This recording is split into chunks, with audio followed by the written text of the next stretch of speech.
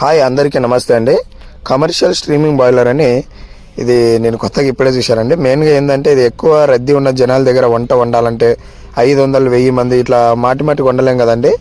ఇక్కడ మఠాల దగ్గర, ఆశ్రమాల దగ్గర మళ్ళీ వండాల్సి వస్తుంది.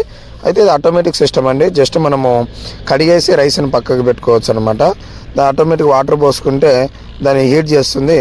తర్వాత దాంట్లో మనం రైస్ పోసుకుంటే సరిపోతుందండి. దీంట్లో 10 కేజీలు మనం కట్టెలు వేసినట్టుంటే ఒక 100 కేజీల రైస్ వరకు మనం తయారు చేసుకోవచ్చు అండి. దీన్ని బాగా స్ట్రీమింగ్ అయిన తర్వాత అన్నం మనకి ఎంతవరకు 90% వరకు చూసుకోవచ్చు. తర్వాత గంజి అనేది ఇక్కడ చూపిస్తున్నారు కదండి, ఆ వాళ్ళని ఇట్లా తిప్పినట్టుంటే గంజి అంతా సపరేట్ అయిపోతుందండి. అలాగే ఇడ్లీలు కూడా తయారు చేసుకోవచ్చు అండి. ఈ వ్యక్తి చూడండి చేసి అయినా ఒక 500 మందికి ఇక్కడ చేస్తాడు. చాలా బాగా మాట్లాడుతున్నాడు అండి. ఇలా ఈ గ్యాస్తో పోల్చుకుంటే కట్టెల పొయ్యి చాలా బెస్ట్ అనిపించింది నాకైతే.